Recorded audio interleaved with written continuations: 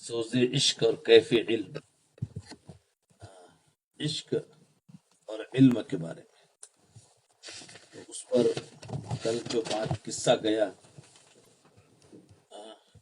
فتو کہ ان کی کیسی سچی طلب تھی اور اپنے شیخ کی خدمت میں کیسے وہ اپنے آپ کو پورا لگا دیا تھا۔ وہ جن کا عشق صادق ہو وہ کب فریاد کرتے ہیں، لبوں پر مہر خاموشی دلوں میں یاد کرتے ہیں۔ پھر وہی فتو بیچارے جاہل تھے، نہیں جانتے تھے کچھ بھی، وہ سائی فتح علی بن گئے، سائی فتح علی بن گئے۔ تو یہ، اور پھر اس کے بعد بڑے بڑے علماء ان سے بیعت ہونے لگے۔ اب بتاؤ، وہ ایک تھا کہ ان کے اندر عشق تھا، تو بڑے بڑے علماء ان سے علم حاصل کر رہے۔ تو میرے دوستو، عشق اور علم حاصل کرنے کے لیے اس طرح کی طلب پیدا کرنی چاہیے۔ عشق کے لیے اللہ رب العزت نے انبیاء علیہ السلام کو مبعوث فرمائے جی، اور علم کے لیے اللہ رب العزت نے کتاب عطا فرمائی۔ عشق کے لیے اللہ رب العزت نے نبی کو بھیجا، اور علم کے لیے اللہ رب العزت نے کتاب عطا فرمائی، جس کو کتاب اللہ کہتے ہیں۔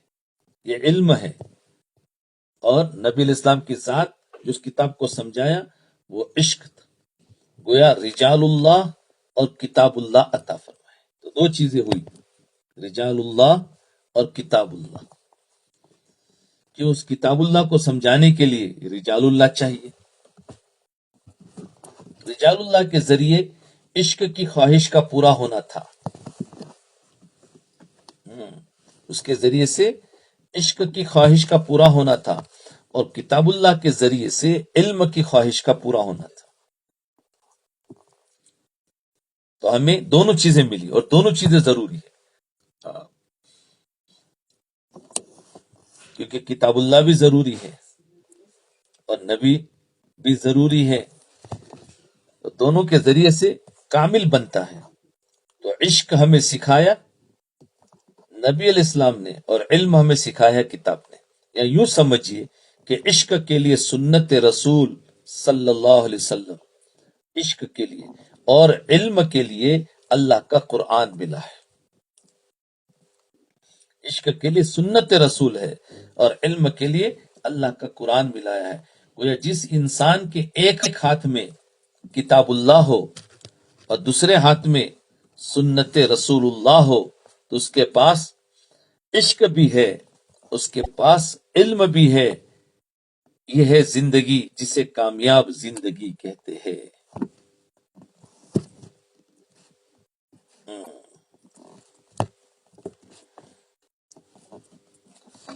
جس کے ہاتھ میں ہو قرآن، پھر وہ کیوں ہو پریشان جی۔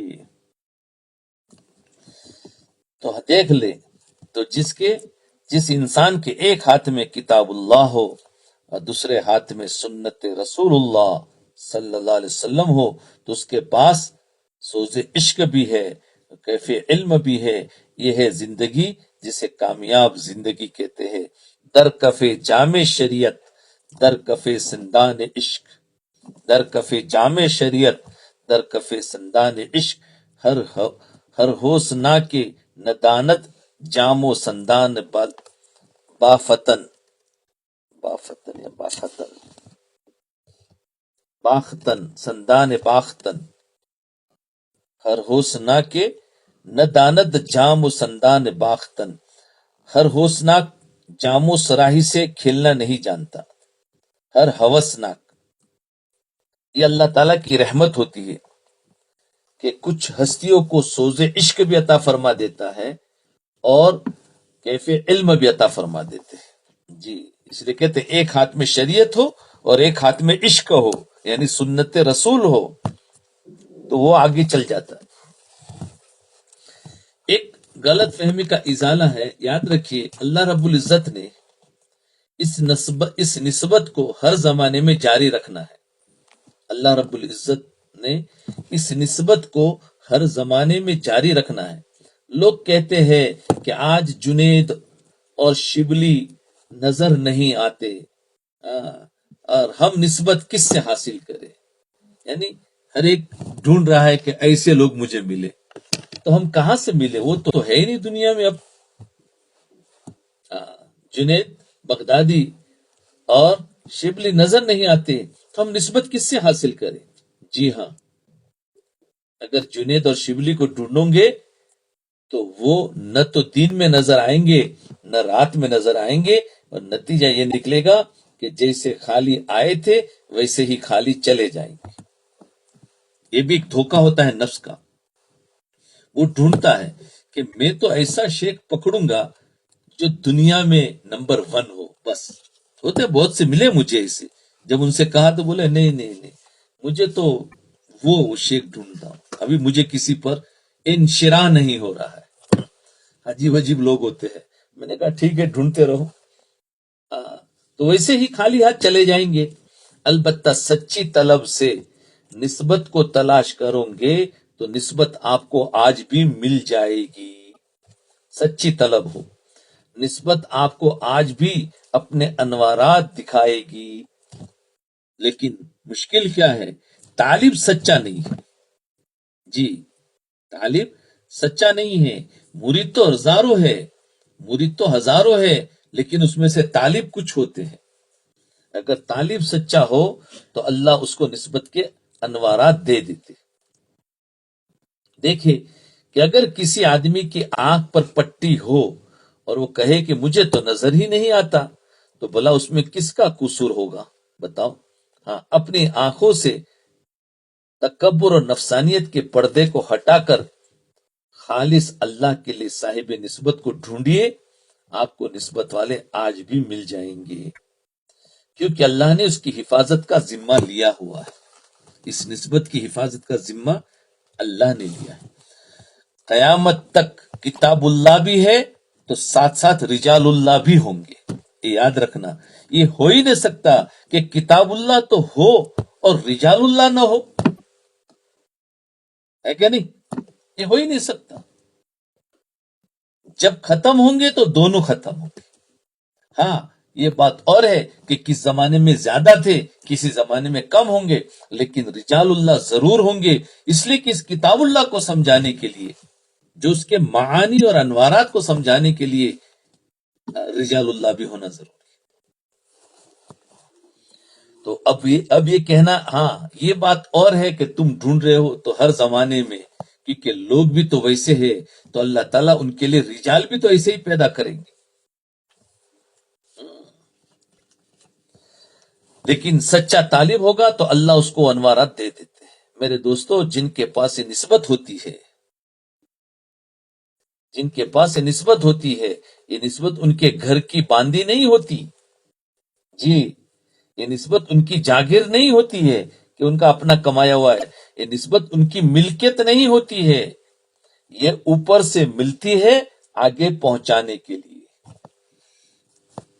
یاد رکھنا، جس کے پاس بھی نسبت کا نور ہے، یہ ان کا اپنا ذاتی نہیں ہے، یہ ملا ہے، اوپر سے ملا ہے، اور مل کر بھائی یہ تو میری ملکیت ہے، میں اس کو کسی کو نہیں دوں، میرے پاس اپنے رکھوں۔ فرمایا نہیں، یہ آگے پہنچانے کے لیے دیا۔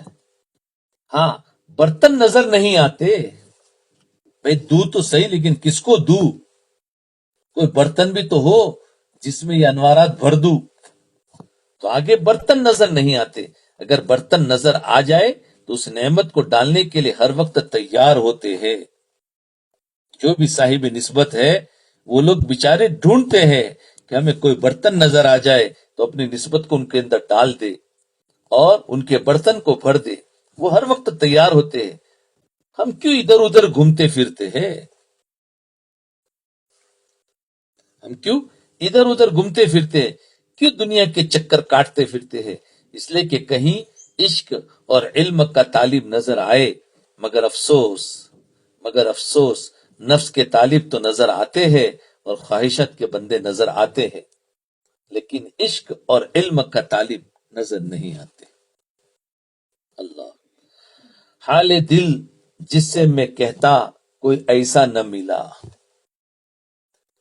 حال دل جس سے میں کہتا کوئی ایسا نہ ملا، بت کے بندے تو ملے اللہ کا بندہ نہ ملا،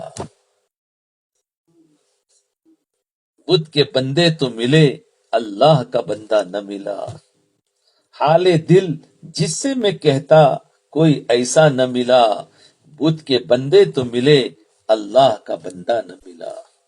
میرے دوستو، کہ اللہ کا بندہ نظر آ جائے تو یہ اپنے بس کی بات نہیں ہوتی، پھر وہ پروردگار اس نسبت کو القا کرنے کے لیے راستے ہموار کر دیا کرتے ہیں۔ جی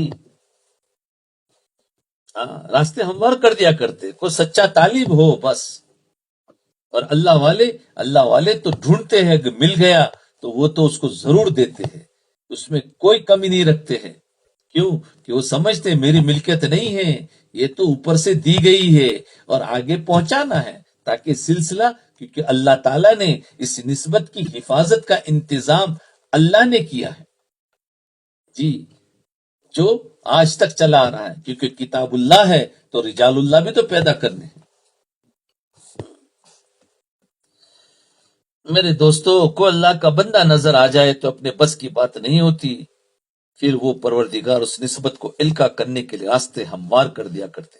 اور اگر کوئی شیخ اس وقت نسبت کو منتقل نہیں کرے گا، اگر کوئی بندہ مل گیا، محنت مجاہدہ کر رہا ہے، اور وہ شیخ اس وقت اس نسبت کو منتقل نہیں کرے گا، تو اللہ تعالیٰ کے سامنے مجرم بنا کر کھڑا کر دیا جائے گا کہ تمہاری تھوڑی ہے ملکیت، تم دیا نہیں کسی کو، جب ملا ہے تو دینا چاہیے تھا، مجرم بنا کر کھڑا کر دیا جائے گا۔ کیوں کہ اللہ رب العزت کا فرمان ہے کہ ان اللہ یأمرکم ان تؤدوا الامانات الی اہلہا، ان اللہ یأمرکم ان تؤدوا الامانات الی اہلہا، جی، کہ امانات کو، بے شک اللہ تعالیٰ تمہیں اس بات کا حکم دیتا ہے کہ تم امانتوں کو ان کے اہل کے سپرد کر دو، جی، کیونکہ یہ امانت ہے نا، اللہ والوں کے سینوں میں جو نسبت کا نور ہے یہ امانت ہے، اور جب اس کا کوئی مل جاتا ہے اہل تو پھر اس کو سپرد کر دو تاکہ وہ آگے جائے، وہ آگے جائے، اس طریقے سے چلتا رہتا ہے۔ جی، تم امانتوں کو ان کے اہل کے سپرد کر دو۔ اللہ تعالیٰ ہمیں نور نسبت سے مستفیض فرمائے، اور روز محشر میں بخشش کیے ہوئے گنہگاروں کی قطار میں، بخشش کیے ہوئے گنہگاروں کی، یعنی وہ گنہگار جن کے اللہ تعالیٰ نے مغفرت کر دی، ان کی قطار میں ہمیں شامل فرمائے۔ جی، تو یاد رکھے،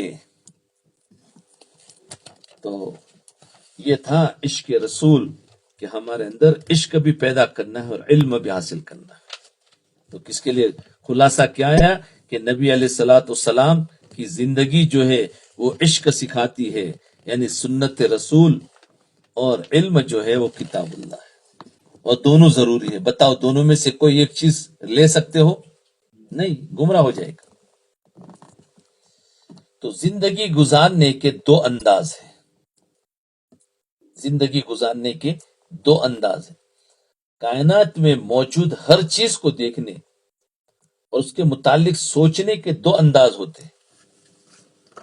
جی، کائنات میں جتنی چیزیں موجود ہے، اور جو چیز بھی ہم دیکھتے ہیں، اس دیکھنے کے اس کے دو انداز ہوتے ہیں، اس کے سوچنے کے بھی دو انداز ہوتے ہیں، دیکھنے کے۔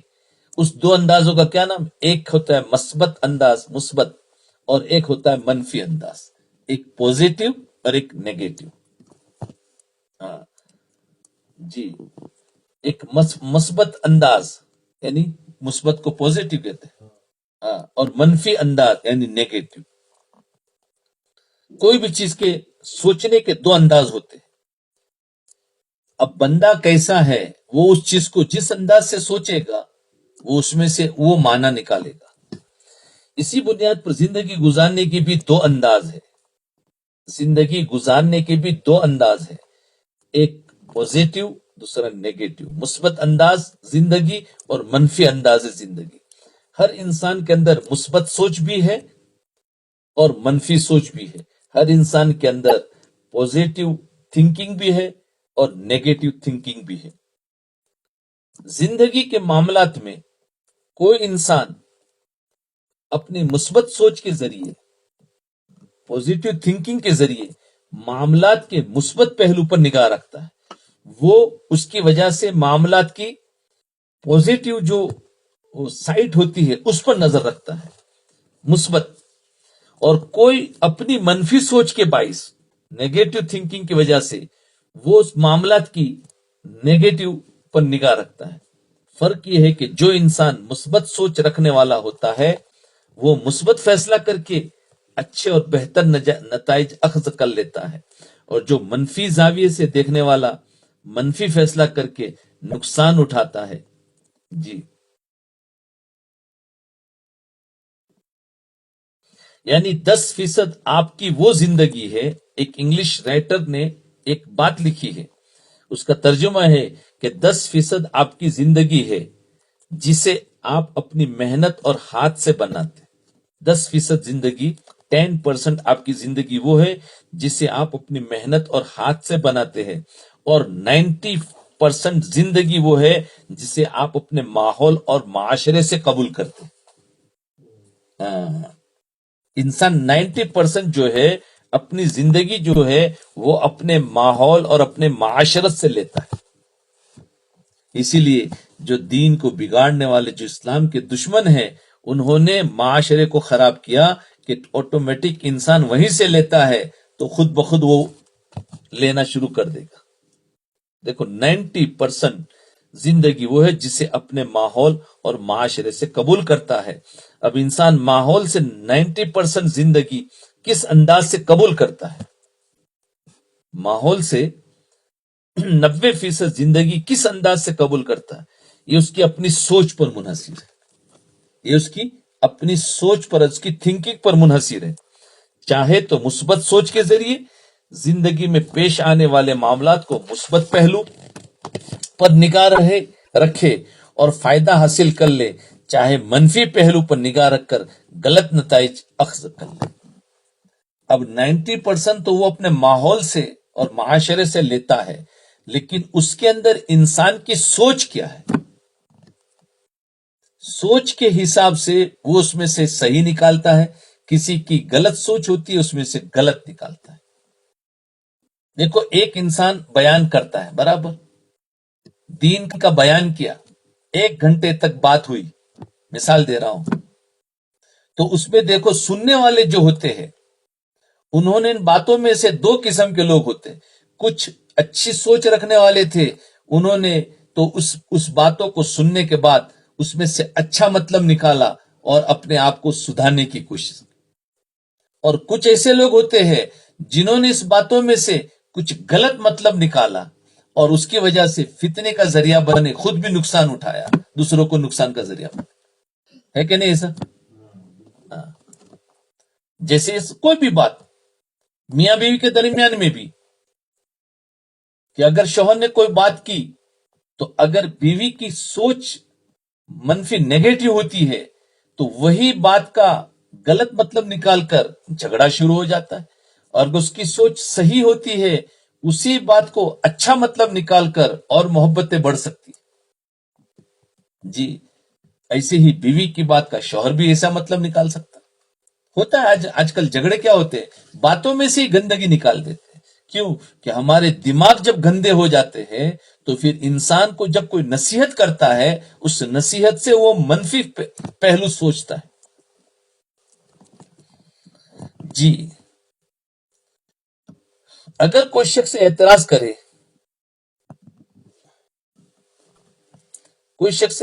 کرے کہ مثبت سوچ کا پیدا کرنے والا بھی اللہ تعالیٰ ہے اور منفی سوچ کا خالق بھی اللہ تعالیٰ ہے. دیکھا، اگر دیکھو اعتراض کر سکتا ہے کہ بھائی دیکھو ہماری پوزیٹو تھنکنگ وہ بھی پیدا کرنے والا اللہ ہے، اور نیگیٹو تھنکنگ وہ لوگ بہت خوش ہو گئے جن کی تھنکنگ ذرا گندی ہوتی ہے نا، تو وہ بہت ہاں دیکھو بات آئی نا. خیر، تو فرمایا اس کا بھی پیدا کرنے والا تو اللہ تعالیٰ ہے، تو پھر انسان کا کیا قصور؟ تو اس کا جواب یہ ہے کہ یہ شخص اپنی کم علمی کے باعث نظام کائنات کے فطرتی اصول، قدرتی اصول اور قاعدے سے ناواقف ہے۔ یہ شخص اپنی کم علمی کے باعث وجہ سے نظام کائنات کا جو قدرتی اصول ہے،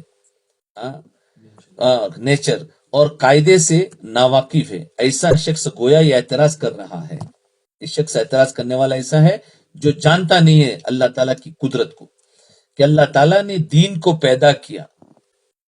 دین کا تو فائدہ ہے کہ اس میں کام کاج ہوتے ہیں، رات کو بنانے کی کیا ضرورت تھی؟ پھر کوئی اعتراض کر سکتا ہے کہ دین کا تو فائدہ ہے کہ اس میں انسان کام کاج کرتا ہے، تو رات کو بنانے کی کیا ضرورت تھی کہ سونے میں انسان کی آدھی زندگی ضائع ہو جاتی ہے؟ نہ رات بنائی جاتی اور نہ ہی انسان کی زندگی ضائع ہوتی۔ تو ایسا شخص گویا یہ اعتراض کر رہا ہے کہ اللہ تعالیٰ نے چھری کے اندر پھل کاٹنے کی صلاحیت رکھی ہے، اس کا تو فائدہ ہے، لیکن انسانوں کی گردن کاٹنے کی صلاحیت کیوں رکھی ہے اس چھری میں؟ سمجھے؟ یعنی یہ ایسے لوگ جو نہیں جانتے اللہ کی قدرت کو تو ایسے اعتراض کرتے کہ چھری میں پھل کاٹنے کی تو طاقت رکھی ہے، لیکن انسانوں کی گردن کاٹنے کی صلاحیت کیوں رکھی گئی ہے؟ نہ ہی یہ صلاحیت رکھی جاتی اور نہ ہی قتل کا جرم ہوتا۔ جی،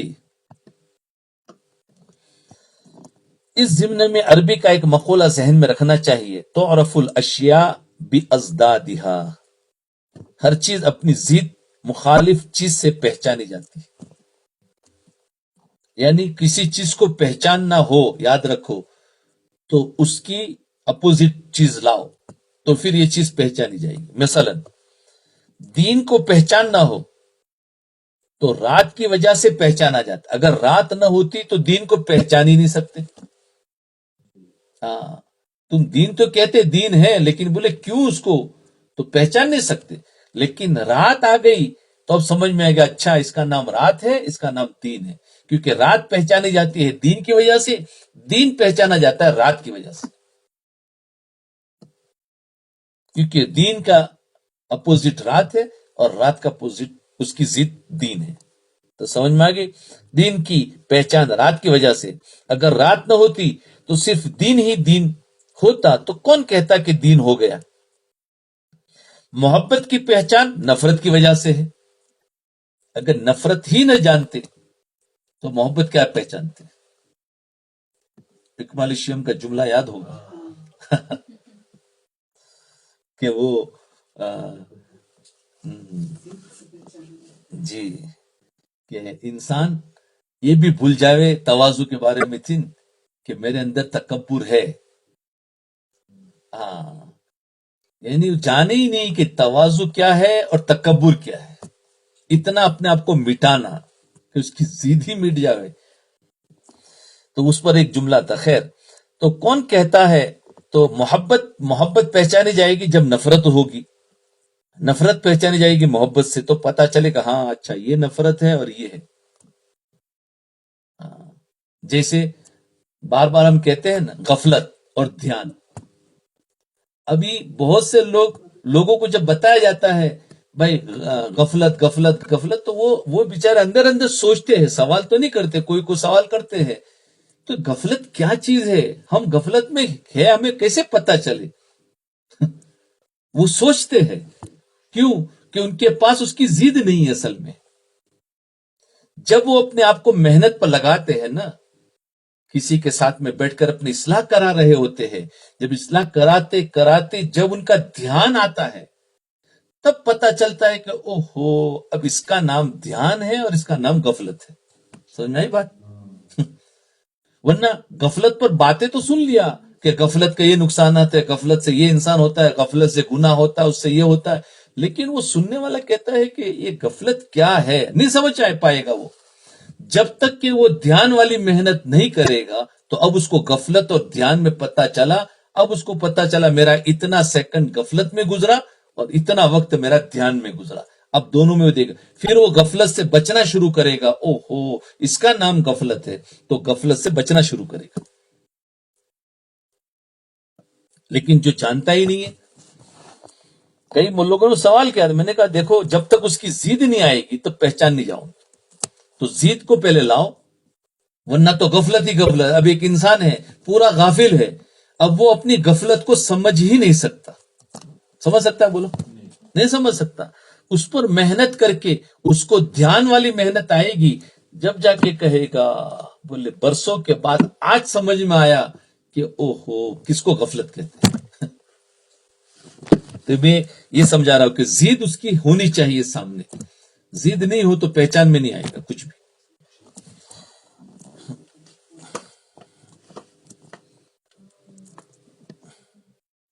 تو یہ ہے کہ بھئی محبت کی پہچان نفرت ہے. اسی طرح ایمان کی پہچان کفر کے باعث ہے.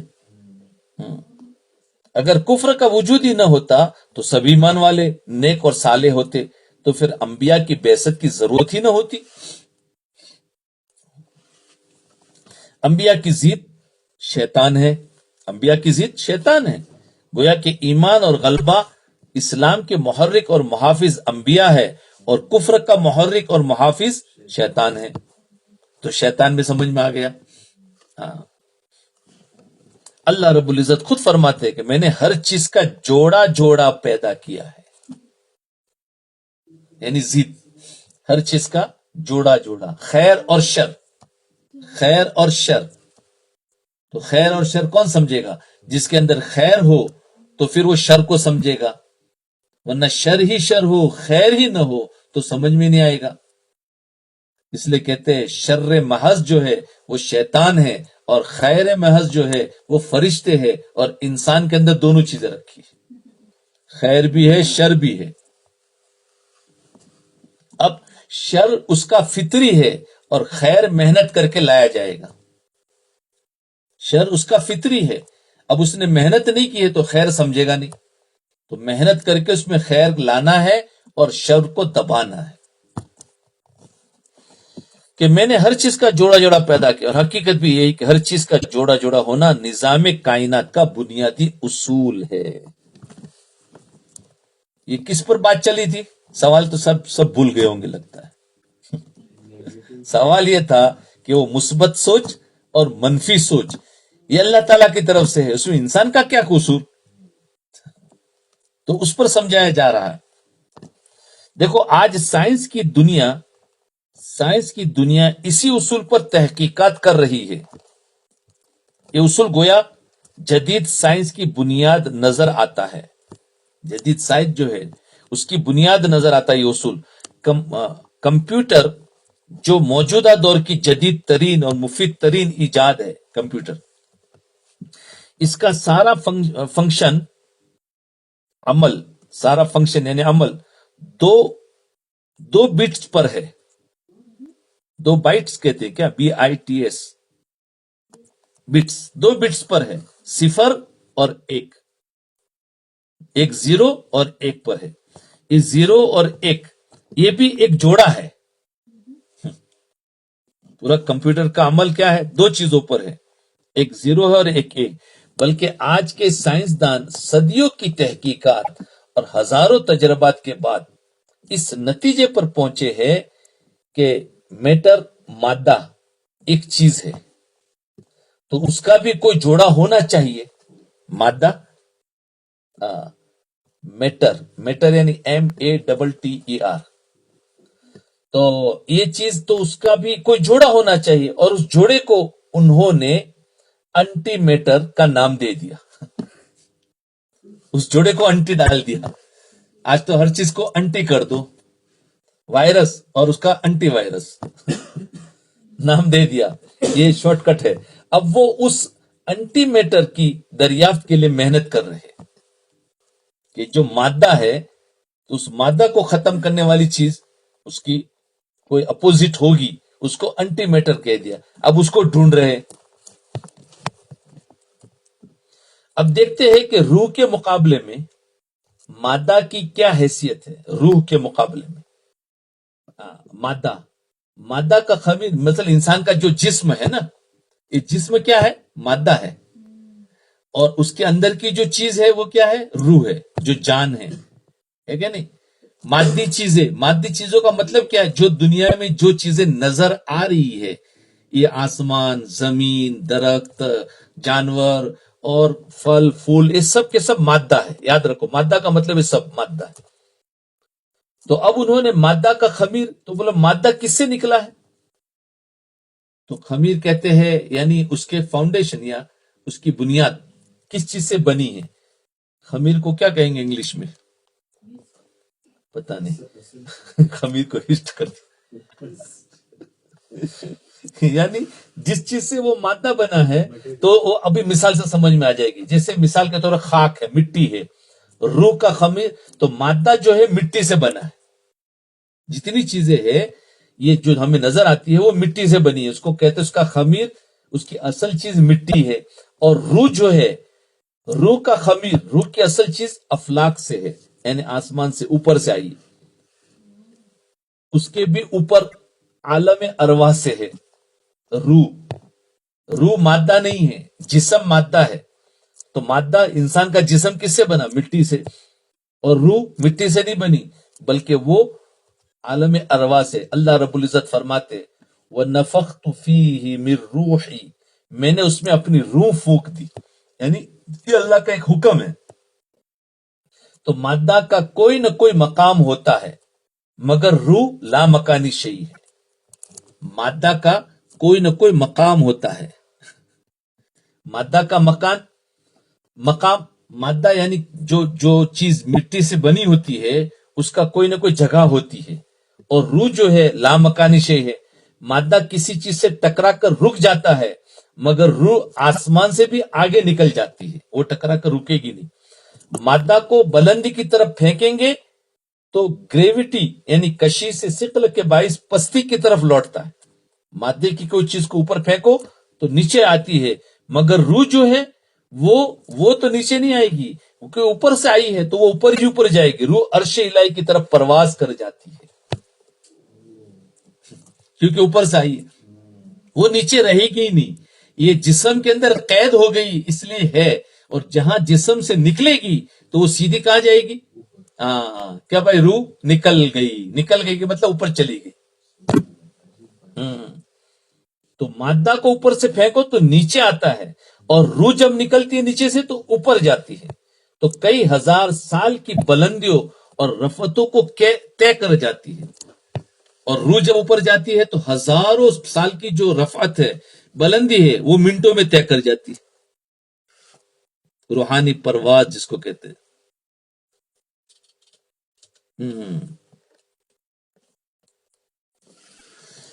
جی تو وہ روح کے اوپر جاتی ہے.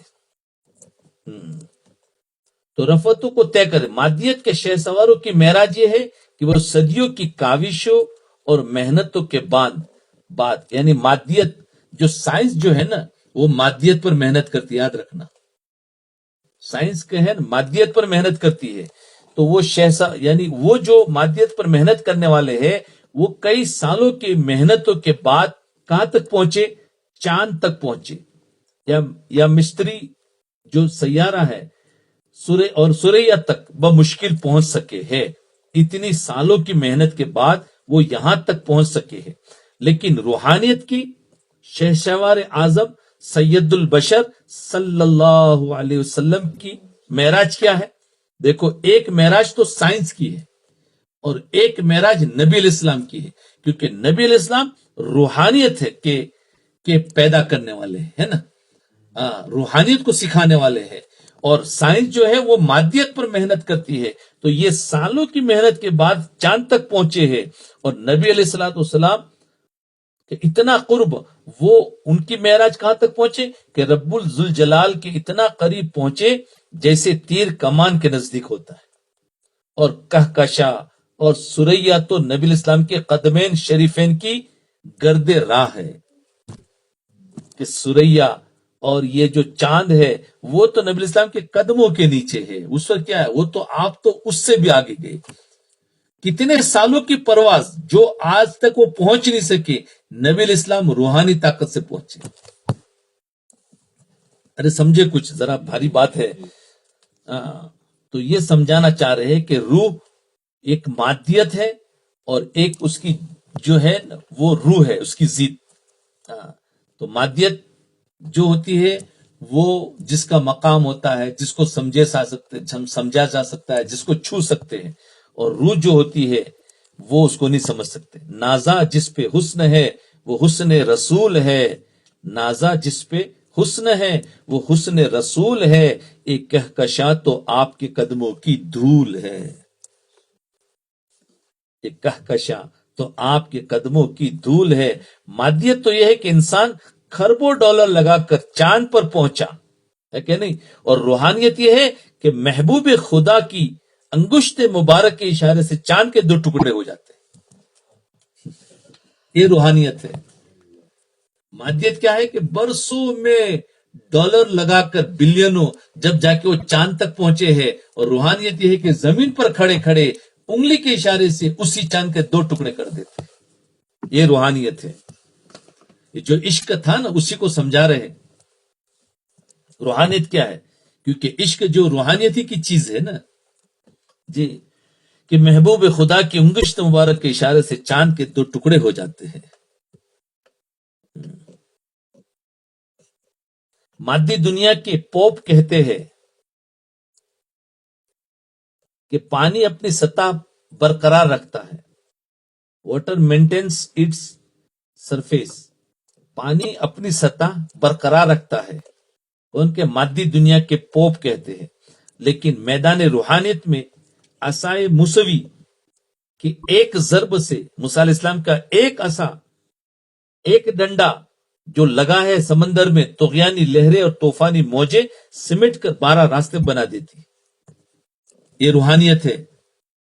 مادی دنیا کے پوپ کیا کہتے ہیں کہ پانی اپنی ایک سطح رکھتا ہے، یعنی اپنا ایک رکھتا ہے، وہ ادھر ادھر نہیں ہوتا ہے۔ لیکن یاد رکھو روحانیت جب اس کے سامنے آ جاتی ہے، موسیٰ علیہ السلام کا وہ ڈنڈا جو روحانیت سے لگا ہے، تو کیا ہوا؟ پانی سمٹ کر 12 راستے بنا دیتا ہے۔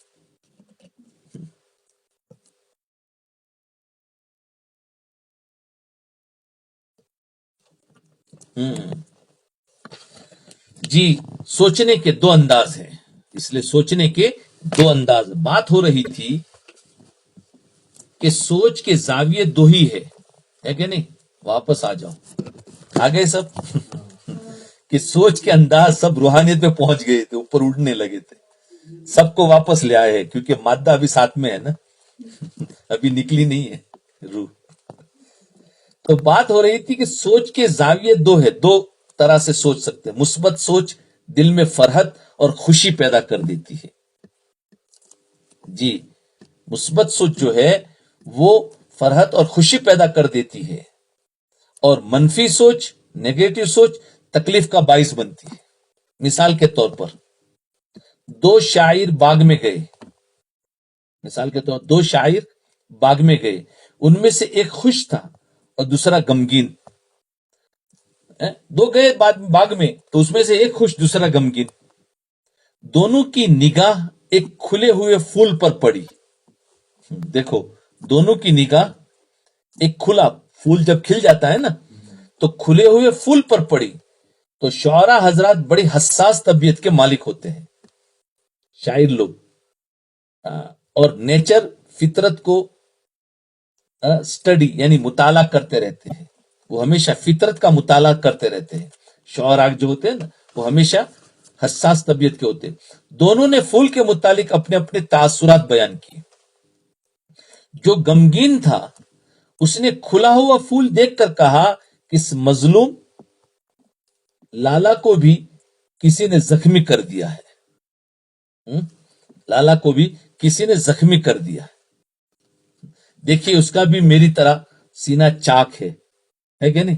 یعنی وہ پھول گیا ہے نا، تو کیا کہتا ہے؟ کسی نے چاک کر دیا ہے، کسی نے مظلوم کو بھی کسی نے زخمی کر دیا ہے، اس لیے وہ کھل گیا ہے، سمجھے؟ اس نے یہ سوچا، آملے ہے سینہ چاک، چاکان چمن سے سینہ چاک، آملے ہے سینہ چاکان چمن سے سینہ چاک۔ اور دوسرا شاعر کہنے لگا، یہ پھول بھی میری طرح خوش ہے اور ہنس رہا ہے۔ دیکھو، ایک شاعر کیا کہہ رہا ہے کہ یہ پھول کو کسی نے زخمی کر دیا، کہ اس کا بھی میری طرح سینہ چاک ہے، یعنی میرا سینہ جیسے زخمی ہے اس پھول کا بھی سینہ زخمی ہے۔ اور جو شاعر خوشحال تھا، جس کی طبیعت میں خوشی تھی، اس نے ہنس کر کیا کہا کہ دیکھیے میں جیسا خوش ہے اور ہنس رہا ہوں، دیکھیے کیسے پھول بھی کیسا کھلا ہوا اور ہنس رہا ہے. ارے سمجھے کچھ؟ یہ سن کر کلی نے تبسم کیا. غور کیجئے، پھول ایک ہی ہے، غور کیجئے پھول ایک ہی ہے، لیکن دونوں کے سوچ کا انداز جو مختلف ہونے کے باعث تاثرات مختلف ہوئے. ایک مثال، دوسری مثال سنو. ایک جیل میں سے دو قیدیوں نے کھڑکی سے باہر دیکھا. ایک جیل میں سے دو قیدیوں نے کھڑکی سے باہر دیکھا. ایک کی نظر کیچڑ پر پڑی اور دوسرے کی نظر پھول پر پڑی. جس کی نگاہ کے سامنے کیچڑ تھا اس نے کہا کہ باہر تو ہر طرف کیچڑ ہی کیچڑ ہے. یہ نیگیٹو تھنکنگ، سمجھے؟ جس کی نظر کیچڑ پر پڑی اس نے تو کہہ دیا باہر تو کیچڑ ہی کیچڑ ہے. اور جس کی نگاہ کے سامنے پھول تھے اس نے کہا جیل کے باہر تو ہر طرف پھول ہی پھول ہے. پھول ہی پھول ہے. ارے لوگ شاکی ہے، شکایت کرتے ہیں کہ پھولوں کے ساتھ کانٹے ہوتے ہیں، اور میں شاکر ہوں کہ کانٹوں کے ساتھ پھول بھی ہوتے ہیں. جی، یعنی ایک آدمی نے پھول دیکھا، سمجھے، اور اس کے ساتھ کانٹے تھے، برابر. تو ایک آدمی نے کہنے لگا یار یہ تو کانٹے ہیں اور اس کے ساتھ پھول ہے. اور دوسرا کہنے لگا ارے پھول کے ساتھ کانٹے ہوتے ہیں، اور ایک نے کہا کانٹے کے ساتھ پھول ہوتے ہیں. تو وہ جو اچھی سوچ والا ہے اس نے پھول کا تذکرہ کیا کہ پھول ہے یعنی اچھے ہے، اس کے ساتھ کچھ تو پریشانیاں تو ہوتی ہے. لیکن جس کی تھنکنگ خراب تھی اس نے سوچا یار کانٹے ہوتے ہیں، یعنی پہلے سوچا کہ مصیبت ہوتی ہے اور خوشیاں بہت کم ہوتی ہے. اس لیے پھول کے ساتھ کانٹے ہوتے ہیں اور کانٹوں کے ساتھ پھول ہوتے. اس میں ایک اشارہ ہے کہ یاد رکھو خوشیوں کے ساتھ غمی ضرور ہوگی اور غمی کے ساتھ خوشی بھی ضرور ہوگی. سمجھے؟ یہ نہ سوچو کہ ہمیشہ خوشی ہی خوشی ہو. پھول کو دیکھ لو کہ اس کے ساتھ کانٹے بھی ہوتے ہیں، یعنی خوشی کے ساتھ غم لگا ہوا ہے. ہاں، غم کے دن کم ہوتے ہیں، خوشی کے دن زیادہ ہوتے ہیں. ایک اور مثال دیکھ لو. چلو ابھی یہیں پر رکھو، چلو ایک مثال پوری کر دیتا ہوں. میز پر ایک گلاس رکھا ہوا تھا اور اس میں آدھا گلاس وہ پانی بھرا ہوا تھا. سمجھے؟ میز پر ایک گلاس تھا جس میں آدھا گلاس پانی بھرا ہوا تھا. دو آدمیوں نے اسے دیکھا. ایک نے کہا کہ یار گلاس آدھا خالی ہے. ایک نے کہا، کیا کہا کہ گلاس آدھا خالی ہے، اور دوسرے نے کہا الحمدللہ آدھا بھرا ہوا ہے. دیکھو تھنکنگ دونوں کی. تو دوسرے نے کیا کہا کہ الحمدللہ آدھا بھرا ہوا ہے. ہاں، آدھا بھرا ہوا، پازیٹو، اس کی تھنک اچھی تھی تو وہ شکر ادا کرے گا نا. دیکھو شکر کون ادا کرتا ہے؟ جس کی تھنکنگ، جس کی سوچ پوزیٹو ہوتی ہے تو شکر ادا کرتا ہے، اور جس کی سوچ نیگیٹو یعنی مثبت و منفی ہوتی ہے وہ ہمیشہ بے صبری اور ناشکری کرتا ہے. دیکھو اس نے کہا آدھا خالی ہے، تو ظاہر بات ہے کہ یہ خالی تو ہے آدھا، لیکن بھرا ہوا اس کا کیا؟ تو خالی ہونے کی وجہ سے ناشکری ہوگی، اور جس نے بھرے ہوئے پر نظر گئی تو بھرا ہوا ہونے کی وجہ سے الحمدللہ کہے گا.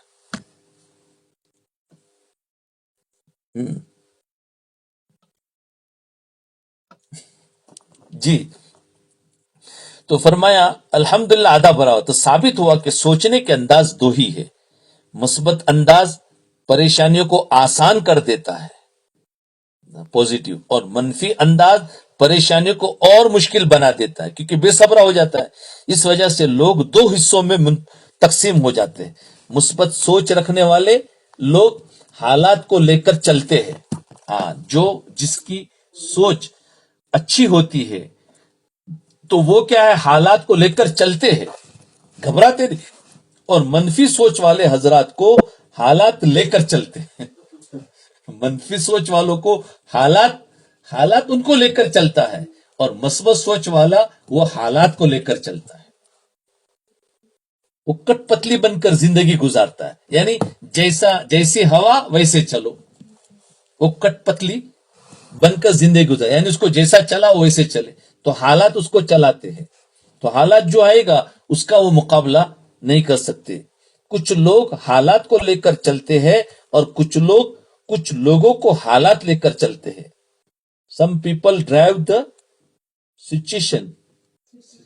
Situation and some are drive by situation. کچھ لوگ حالات کو لے کر چلتے ہیں اور کچھ لوگوں کو حالات لے کر چلتے ہیں. بس یہاں تک ہی رکھتے ہیں. تو انشاءاللہ آج اس کی مشق کرے کل تک کہ ہماری سوچ کیا ہے. تو ہمیشہ مثبت سوچ رکھے، اور ہمارا دین جو ہے نا وہ وہی سکھاتا ہے. ہماری جو نیگیٹو تھنکنگ ہے، وہ جو سوچ ہے اس کو بدل دیتا ہے. ہاں، اسی کا نام تو اصلاح ہے، کیونکہ انسان فطرتاً ہمیشہ جھگڑالو ہے اور جلد باز ہے اور سب چیزیں برائیاں ہیں، کیونکہ اس کے اندر وہی تھنکنگ ہے. اب اس کی محنت کر کے اس کی سوچ کو بدلنا ہوتا ہے. جی، تو اس سے بدلیں گے تو وہ دین جو ہے وہ ہمیشہ صحیح سوچ دکھاتا ہے. اس لیے فرمایا دیکھو، ایک حسن زن ہے اور ایک بد زن ہے نا. تو حسن زن کون کرے گا بتاؤ؟ ہاں، جس کی سوچ اچھی ہوگی وہ ایک ہی عمل میں اچھا مطلب نکالے گا، اور جس کی سوچ بری ہوگی اسی عمل میں برا مطلب نہیں. تو کہیں گے اس نے بدگمانی کی اور اس نے اچھا گمان کیا ہے کہ نہیں. تو اس طریقے سے ہے. اللہ تعالی ہمیں اچھی سوچ کی توفیق عطا فرمائے، اور ہمیں نبی علیہ الصلوۃ والسلام کی سنتوں سے عشق نصیب فرمائے. جی، اور ہمیں کتاب اللہ کا علم سیکھنے کی توفیق عطا فرمائے.